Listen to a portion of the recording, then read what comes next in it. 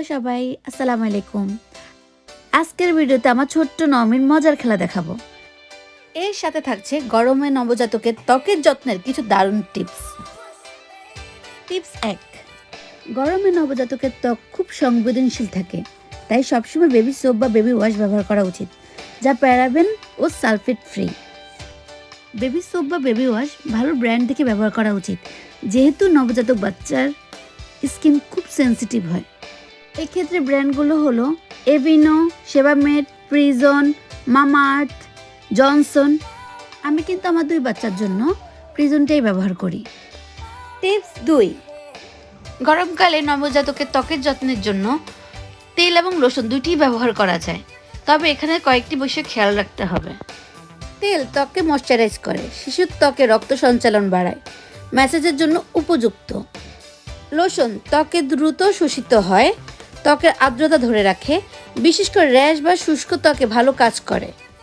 দুইটি জিনিসের 2 রকম গুণাবলী আছে, তাই আমি ব্যক্তিগতভাবে সাজেস্ট করব দুইটাই ব্যবহার করার জন্য। তেল গোসলের 15-20 মিনিট পূর্বে এবং লোশন গোসলের পর অথবা রাতে ঘুমানোর আগে ব্যবহার করা ভালো। সতর্কতা, নতুন কোনো প্রোডাক্ট ব্যবহারের আগে বাচ্চার হাতে বা পায়ে একটু লাগিয়ে প্যাচ টেস্ট করুন। এতে যদি বাচ্চার র্যাশ বা লালচে ভাব হয় তাহলে তা এড়িয়ে চলুন।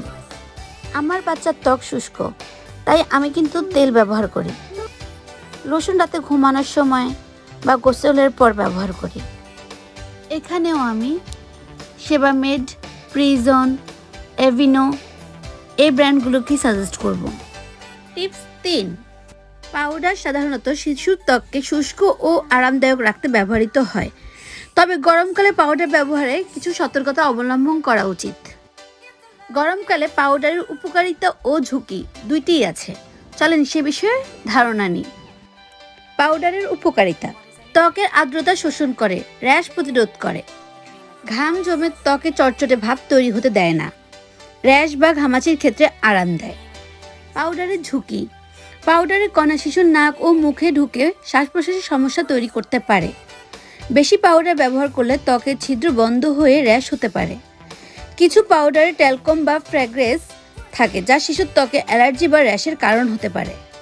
যদি মায়েরা পাউডার ব্যবহার করতে চায় গরমকালে, তাহলে কিছু সতর্কতা অবলম্বন করাটাই উত্তম। ট্যালকম ফ্রি, সুগন্ধিহীন ও অ্যালার্জি টেস্টেড পাউডারই সেরা।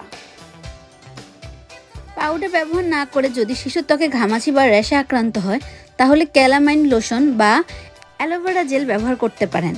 নবজাতকের জন্য পাউডার ব্যবহার করার আগে সবসময় প্যাচ টেস্ট করে নিন। গোসলের পর ত্বক পুরোপুরি শুকিয়ে তারপর পাউডার লাগান। হাতে সামান্য পাউডার নিয়ে ত্বকে আলতো করে লাগান, সরাসরি শিশুর মুখে বা নাকে লাগাবেন না। ঘাড়, গলা, বগল ও উরুর ভাঁজে পাউডার ব্যবহার করতে পারেন। এখানে আমি ব্র্যান্ড নিয়ে বলতে চাই, অবশ্যই নবজাতকের পণ্যগুলো আমরা ব্র্যান্ডের ব্যবহার করব। গরমকালে নবজাতকের ত্বক সুস্থ রাখতে আরও কিছু পরামর্শ: ঘরে এসি বা ফ্যানের তাপমাত্রা খুব বেশি কমাবেন না। ঘুমানোর সময় পাতলা কাঁথা বা তোয়ালে ব্যবহার করুন। শিশুর ঘুমের জায়গায় সবসময় পরিষ্কার ও শুষ্ক রাখুন। আজকের মতো এখানেই শেষ। যদি এই ভিডিওটি ভালো লেগে থাকে তাহলে লাইক, শেয়ার ও সাবস্ক্রাইব করতে ভুলবেন না। আবার দেখা হবে নমির নতুন খেলার সাথে। আল্লাহ হাফেজ।